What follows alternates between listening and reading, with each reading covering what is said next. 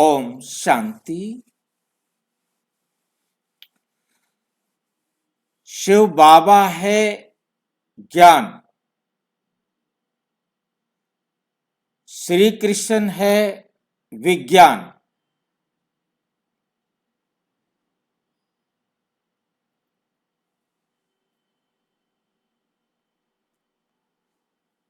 शिव बाबा ज्ञान है और श्री कृष्ण है विज्ञान, क्योंकि शिव बाबा केवल ज्ञान सुनाता है, ज्ञान देता है, परंतु श्री कृष्ण जो है उस ज्ञान को अपने जीवन में धारण करके देता है, धारण करके दिखाता है, प्रस्तुत करता है। क्योंकि अब तक हम समझते थे श्री कृष्ण भगवान है, श्री कृष्ण ही ज्ञान को देने वाला है, परंतु अब हमें आकर समझ आई है कि वास्तव में गीता ज्ञान का दाता शिव बाबा है, ना कि श्री कृष्ण। श्री कृष्ण तो पहली आत्मा है जिसने ज्ञान को अपने जीवन में धारण करके प्रैक्टिकल हम सबके सामने किया, हम सबको भी आप समान बनने की विधि समझाने के निमित्त बना, मॉडल बना। परंतु उसने दिखाया कि मैं कैसे सारा ज्ञान धारण करके बना हूं। परंतु श्री कृष्ण ज्ञान नहीं देता, विज्ञान है। वो बोलता कौन है और करता कौन है, यहां आज हमें जो अंतर समझना है कि गीता ज्ञान का देने वाला कौन है और उस ज्ञान को अपने जीवन में धारण करने वाला कौन है। ये बड़ा गूढ़ आध्यात्मिक रहस्य है, बोलने वाला कौन और करने वाला कौन। अक्सर लोग कहते हैं भगवान बोले, भगवान ने कहा, भगवानो वाच, जैसे उस गीता में भी लिखा है भगवानो वाच, परंतु वास्तव में भगवान बोलते हैं तो कैसे बोलते हैं और उसको किसके लिए बोलते हैं और कौन उसको अपने जीवन में धारण करते हैं। लेकिन प्रश्न ये है, क्या हर दिव्य कार्य बोलकर होता है? जितने भी दिव्य कार्य होते हैं उनको बोलना पड़ता है तभी होता है, या कुछ आत्माएं बोलती नहीं करके दिखाती हैं? कुछ आत्माएं ऐसी होती हैं जो बोलती नहीं है परंतु करके दिखाती हैं। आखिर इसका रहस्य क्या है, क्या कहना चाहते हैं बाबा? लेकिन प्रश्न ये है, क्या हर दिव्य कार्य बोलकर होता है? आज का विषय बहुत गुह्य है, क्योंकि इसको गुह्यतम बात को समझने की जरूरत है। जब वो समझ में आ जाती है बात तो बहुत सरल हो जाती है। शिव बाबा है ज्ञान, श्री कृष्ण है विज्ञान। श्री कृष्ण बोलेगा नहीं, करेगा। श्री कृष्ण बोलेगा नहीं, उसके पास बोलने की क्षमता नहीं है। क्यों नहीं बोलेगा, इस पर हमें जानना है। और वो करेगा, करेगा तो ठीक है, परंतु बोलेगा नहीं, ये ऐसा बंधन क्यों लगा? मुरली है 18 जनवरी 1968। मैं ज्ञान का सागर हूं, तो मेरे बच्चे ज्ञान को जीवन में लाने वाले हो, ज्ञान को जीवन में लाने वाले हो। ज्ञान और विज्ञान का आध्यात्मिक अंतर, ज्ञान और विज्ञान का आध्यात्मिक अंतर क्या है? ज्ञान नॉलेज है, क्या है? नॉलेज क्या है? नॉलेज होती है हम सच को जाने, नॉलेज होती है अपने आप में हमें समझ मिले कि आखिर सत्य है तो क्या है। आत्मा की पहचान, दूसरी बात है आत्मा की हमें पहचान मिले। तीसरा है समय, चौथा है कर्म और पांचवा है ड्रामा। कर्मों की गति के बारे में जानकारी मिलना, ड्रामा के बारे में जानकारी मिलना, समय के बारे में समझ मिले, हमें जानकारी मिले, इंफॉर्मेशन मिले, ये कहलाता है सत्य ज्ञान। आत्मा की पहचान, सत्य को जानना, ये सारे ज्ञान है, नॉलेज है ये। और विज्ञान क्या है कि जो हमने ज्ञान प्राप्त किया है उसे हमने अपने जीवन में उतारना है। संस्कारों में परिवर्तन उतारने का मतलब क्या होता है? खाली हमने सुन लिया, पढ़ लिया, परंतु जब तक हम उसको अपने जीवन में अप्लाई करेंगे, जब हम अप्लाई करते हैं तो वो कर्म बनता है, परंतु हम उसी कर्म को बार बार करते हैं तो हमारा संस्कार बनता है। संस्कार बनने का मतलब क्या होता है? कौन बताएगा संस्कार बनने का क्या मतलब है? संस्कारों में परिवर्तन का क्या मतलब है? क्या सिस्टम है संस्कारों के परिवर्तन का? किस आधार पर संस्कार परिवर्तित होते हैं? कौन बताएंगे? भाई जी, संस्कार बन गए मतलब बुद्धि फिर पूछती नहीं है उस कर्म नहीं, को बनता करने क्या? के लिए। पहले तो बनाओ संस्कार। बनेगा कैसे संस्कार? हमारे पास नॉलेज से संस्कार कैसे बनता है? बार बार उस कर्म को करने से संस्कार बनता है बाबा की श्रीमत के अनुसार, जो हमें ट्रू नॉलेज मिली है उसके आधार पर हम जब कर्म करते हैं और जो कर्म करते जाते हैं, जब वो कर्म बार बार रिपीट होता है तो वो संस्कार बन जाता है। अब उस रिपीटिशन में संस्कार परिवर्तन भी होता है। पहले हमारा संस्कार कुछ और था, परंतु अब हमने बाबा की श्रीमत के आधार पर अपने संस्कार में क्या किया? कुछ परिवर्तन किया। परिवर्तन करके हमने उसको रिपीट किया, बार बार एक्यूरेट रिपीट किया तो एक्यूरेट संस्कार बनेगा। नहीं तो एक बार किया और अगली बार फिर वो वापस उसी संस्कार पर आ गया तो वो संस्कार नहीं बनेगा।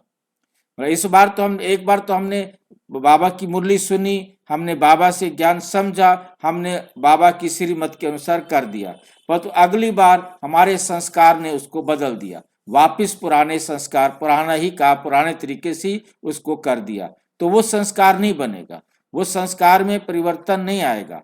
परिवर्तन तब आएगा जब हमने जो परिवर्तन आज कर दिया है उसी अनुसार फिर काम करें, कुछ समय तक बार बार रिपीट करें। तो जब हम जिस काम को पहले, मान लो हमारी आदत थी कि हमें रोजाना सैर करने जाना है, परंतु अब हमने, किसी ने कहा कि भाई मत करो सैर, और मैंने उस पर एक दिन नहीं किया, अगले दिन से फिर मैं सैर पर चला गया तो सैर नहीं रुकी।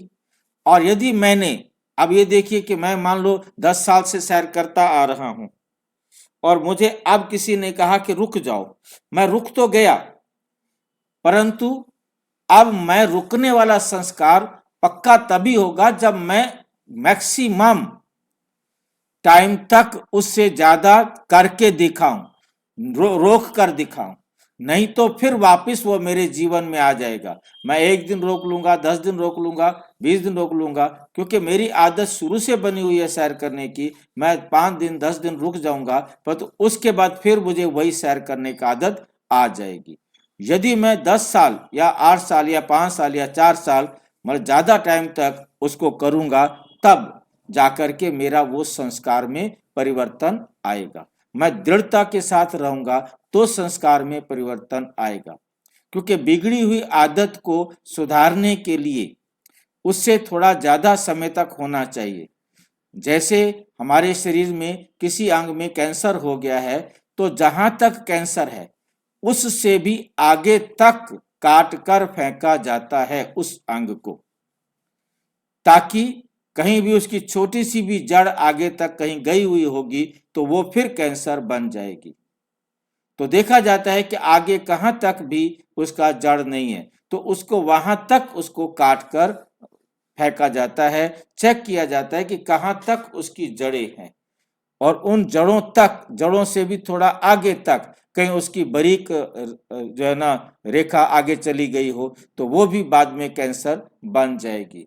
क्योंकि कैंसर और कुछ नहीं होता, डेड सेल्स होते हैं जो हमारे शरीर से बढ़ रहे हैं, परंतु हमारे शरीर की आज्ञा को नहीं मानते हैं, वो हमारे शरीर के अनुसार नहीं बढ़ रहे हैं, इसलिए उनको कैंसर कहा जाता है। तो ऐसे ही हमारे संस्कार होते हैं, संस्कारों में परिवर्तन चाहिए।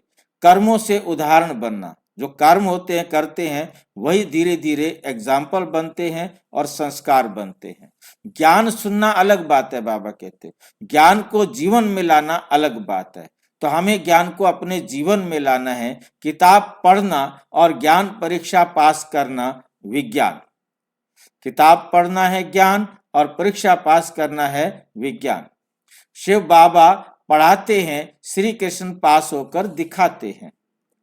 शिव बाबा ज्ञान का सागर है, ज्ञान का सागर है, परंतु शिव बाबा का कार्य है बोलना और समझाना। शिव बाबा आकर हमें ज्ञान देते हैं, स्पष्ट करना, अज्ञान का अंधकार मिटाना, अज्ञान का अंधकार मिटाना। मुरली है 1 जनवरी 1969, मैं आकर तुम्हें आत्मा और परमात्मा का ज्ञान देता हूं। मैं आकर तुम्हें क्या देता हूं? आत्मा और परमात्मा का ज्ञान देता हूं। शिव बाबा क्यों बोलते हैं? क्योंकि उन्हें ज्ञान देना है, क्योंकि अज्ञान चारों तरफ फैला हुआ है, पहचान खो चुकी है, आत्मा देह अभिमान में है, इसलिए शिव बाबा कहते हैं पहले मुझे जानो। आज तक हम क्या समझते थे? खुद को जानो और खुदा को जानो, परंतु अब बाबा ने हमें समझाया पहले मुझे जानो। जब तक तुम मुझे नहीं जानेंगे तब तक तुम खुद को भी नहीं पहचान सकते, क्योंकि मेरे जैसे तुम हो, तुम्हारे जैसा मैं हूं।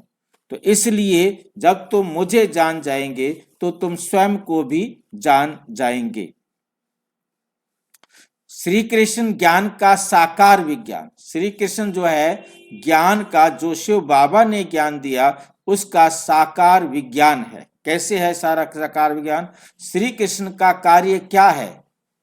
श्री कृष्ण का कार्य बोलना नहीं है, प्रवचन देना नहीं है, उपदेश देना नहीं है, सिर्फ करके दिखाना है। मुरली है 14 नवंबर 1965। श्री कृष्ण ज्ञान का सागर नहीं, गुणों का सागर। ज्ञान का सागर नहीं, गुणों का सागर है। क्या अंतर है ज्ञान के सागर और गुणों के सागर में?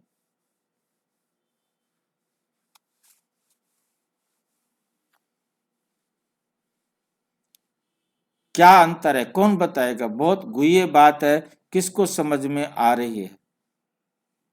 श्री कृष्ण ज्ञान का सागर नहीं, गुणों का सागर है।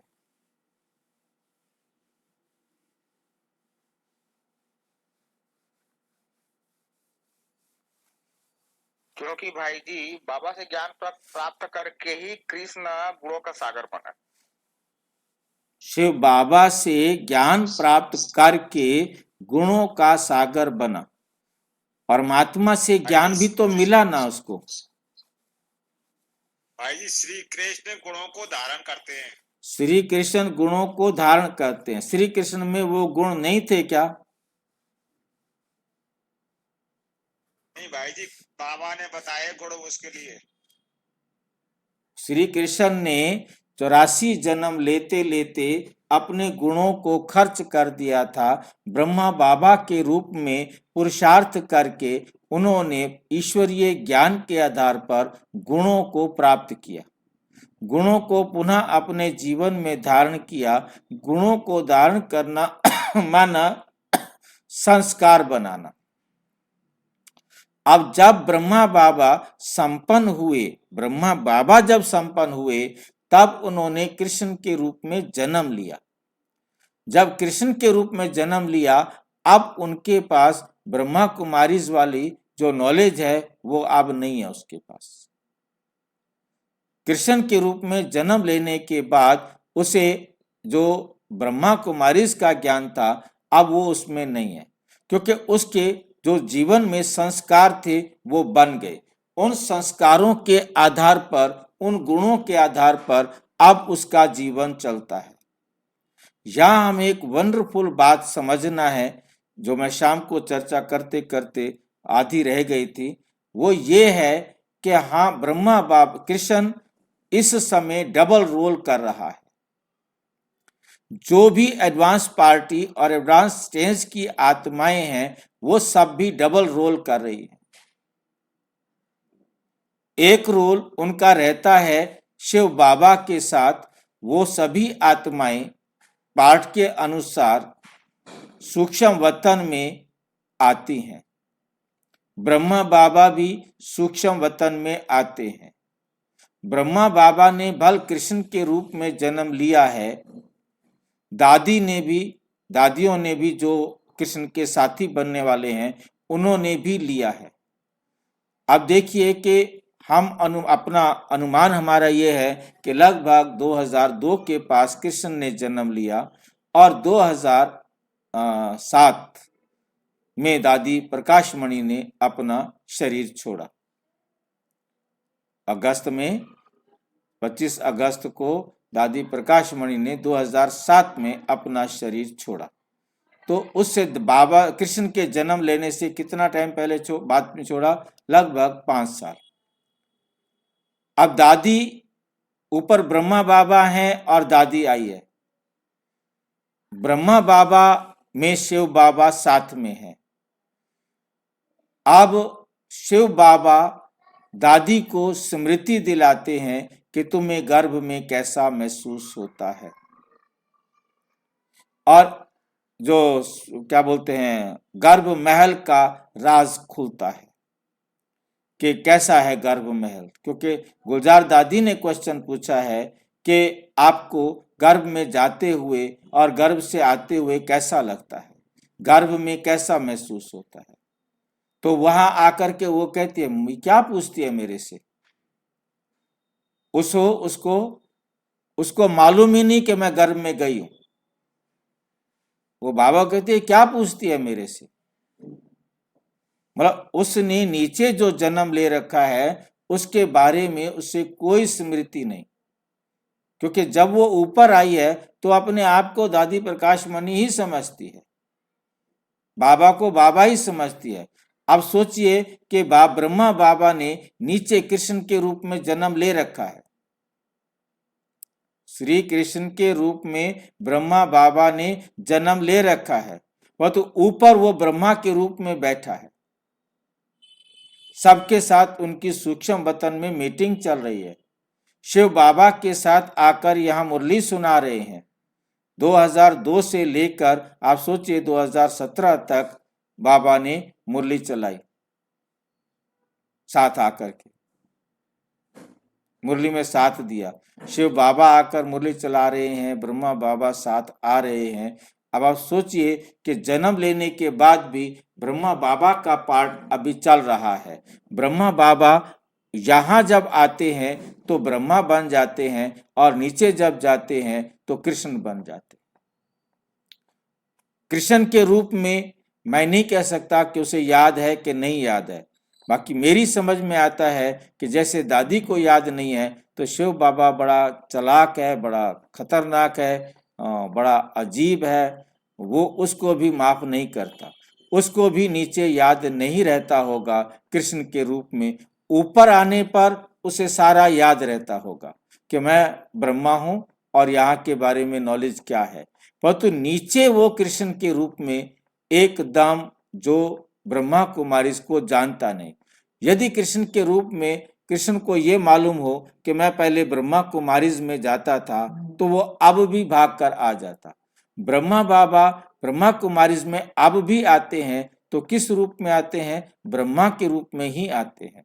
जिनको भी साक्षात्कार होता है, जितने भी एग्जाम्पल आए हैं, साक्षात्कार की कहानियां आई हैं, उनमें ब्रह्मा बाबा को देखा है उन्होंने, ब्रह्मा बाबा ने उनको अनुभव कराया है। साक्षात्कार के रूप में, स्वप्न के रूप में कहो, जैसे भी कहो, परंतु कृष्ण के रूप में नहीं। और ब्रह्मा बाबा मुरलियों में भी अपने लिए नहीं बताया कभी भी कि मैंने कृष्ण के रूप में जन्म ले रखा है। उसे यदि ब्रह्मा को ये मालूम हो कि मैंने कृष्ण के रूप में जन्म ले रखा है तो भी बोलता, परंतु उसे यहाँ रहने पर ब्रह्मा के रूप में ब्रह्मा की बातें याद रहती हैं और कृष्ण के रूप में कृष्ण की बातें याद रहती हैं। यहाँ आकर जो प्लानिंग होती है उसी काम को जाकर नीचे करते हैं। ये बात आपको कितना स्पष्ट है या कोई डाउट है तो पूछो।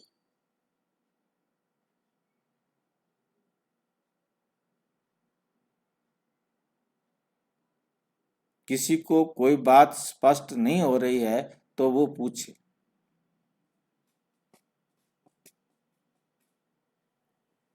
इसका मतलब आपके पास कोई प्रश्न नहीं है।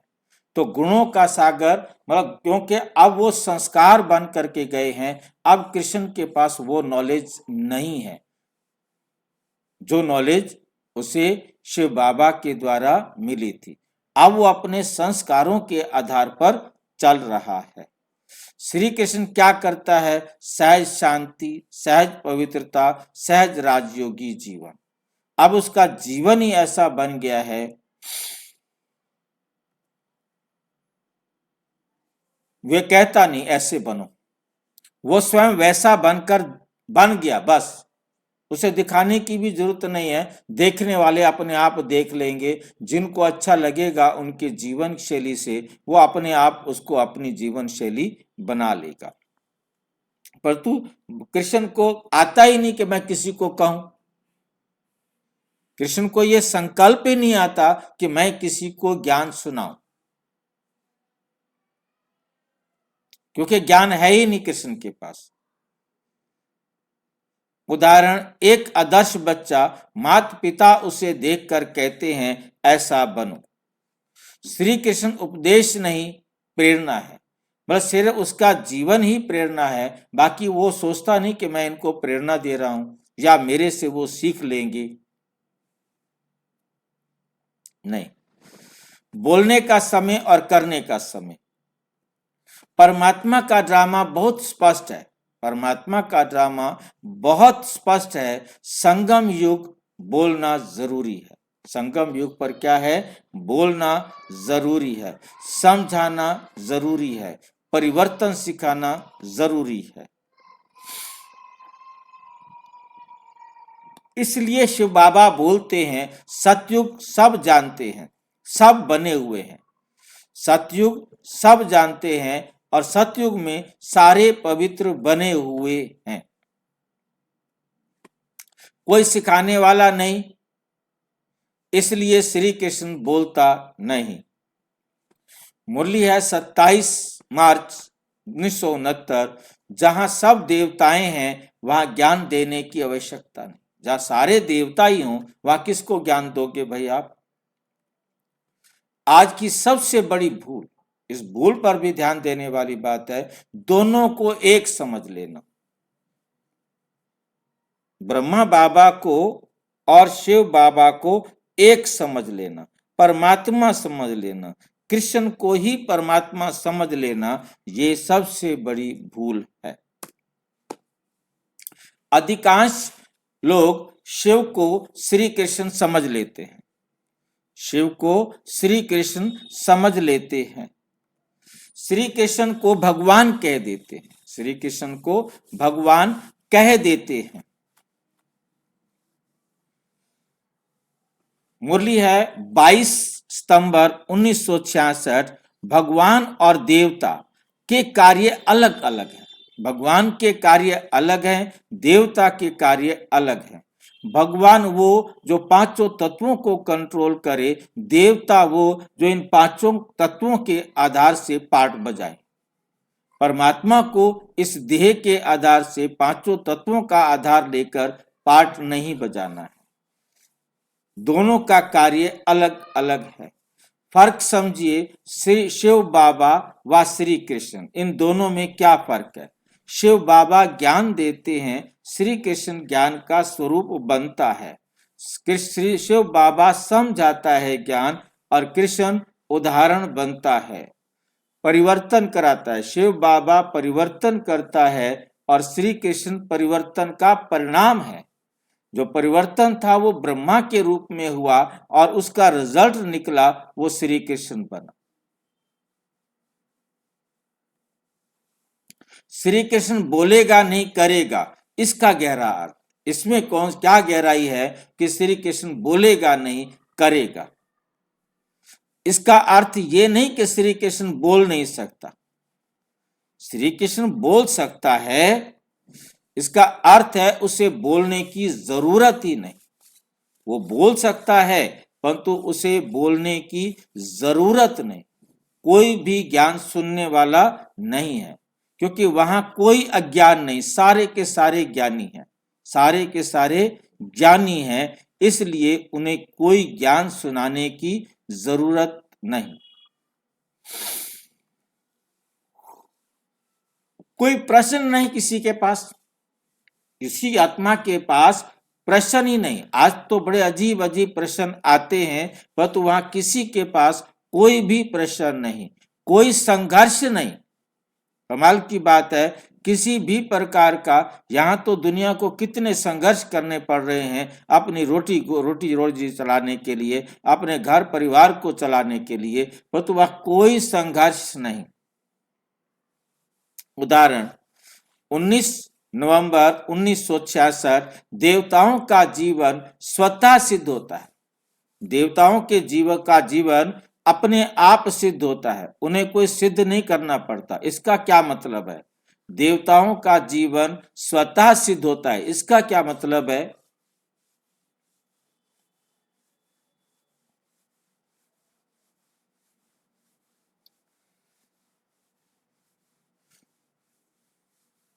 देवताओं का जीवन स्वतः सिद्ध होता है, इसका क्या मतलब है?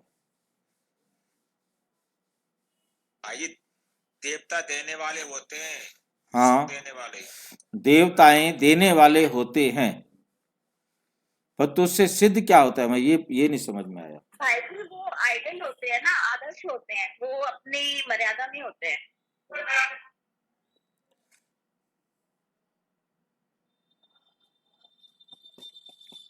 देवताओं का जीवन फुल प्रूफ, जैसा उनको डायरेक्शन मिला था, जितना उनका पार्ट था, उन्होंने अपना पार्ट एक्यूरेट बनाया, क्योंकि हर एक आत्मा अपना पार्ट बनाती है, लिखती है, चेंज नहीं कर सकती, केवल उसी को ही रिवाइव करती है। तो देवता दिव्य गुणों से संपन्न होते हैं, उनके जीवन में सबको सुख देने का संस्कार बने हुए होते हैं, सुख देने वाले संस्कार बने होते हैं। ऐसा हो ही नहीं सकता कि उनसे किसी को दुख मिले, परंतु धीरे धीरे जैसे उनमें गिरावट आती जाती है, जो थोड़ा कम नंबर वाली आत्माएं होती हैं, उनके व्यवहार से धीरे धीरे ये भी दिखाई देने लगता है। दीपक जल रहा है, क्या वो कहता है कि मैं उजाला हूं? नहीं, दीपक बन गए हैं, श्री कृष्ण बन गया है, अब उसे कहने की जरूरत नहीं है कि मैं बन गया।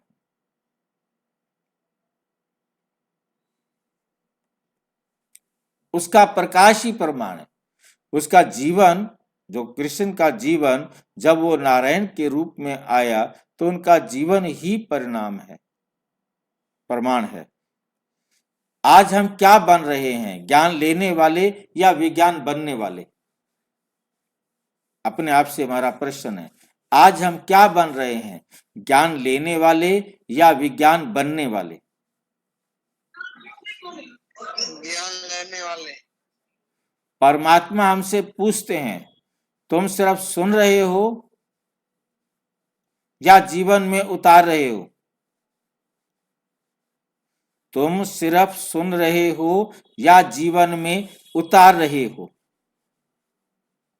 सुन रहे हैं, सिर्फ सुनने वाले नहीं, जीवन को करने वाले बनो। रहे भाई जीवन में। मुरली है 11 नवंबर 1966, सिर्फ सुनने वाले नहीं, करने वाले बनो, अपने जीवन को बनाने वाले बनो। आत्म जांच के प्रश्न, क्या मेरे शब्द बदल रहे हैं? क्या मेरे शब्द पहले जैसे मैं बोलता था, क्या अब मेरे बोलने में अंतर आ रहा है? बिल्कुल।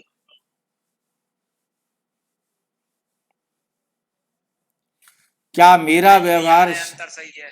क्या मेरा व्यवहार शांत हुआ है?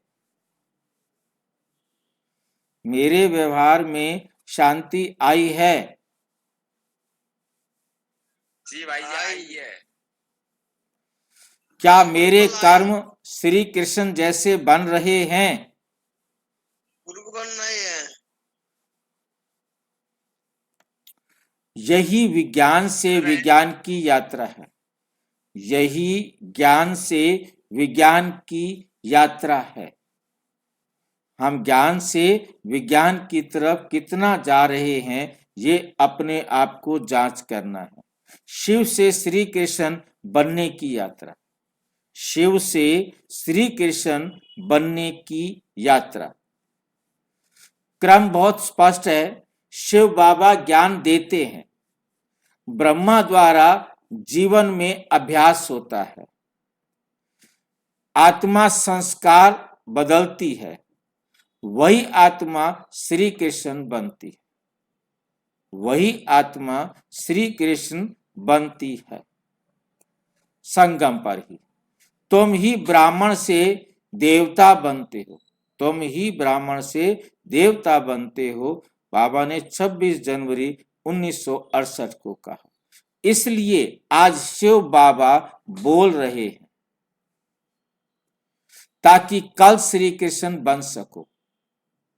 आज बोल रहे हैं ताकि कल तुम श्री कृष्ण बन सको। उपसंहार अंतिम संदेश याद रखिए, शिव बाबा ज्ञान का स्रोत है। श्री कृष्ण ज्ञान की सफलता एक सिखाता है, दूसरा सिद्ध करता है। आज सुनने का समय है, बदलने का समय है, ताकि कल बोलना ना पड़े। जीवन स्वयं बोले, हमारा जीवन स्वयं बोले।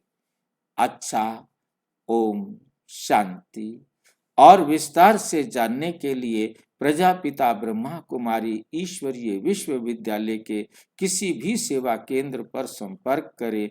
और यदि कोई प्रश्न है तो 9213106986 पर केवल टेलीग्राम करें। 9650692270 पर केवल व्हाट्सएप करें, फोन नहीं। ओम शांति।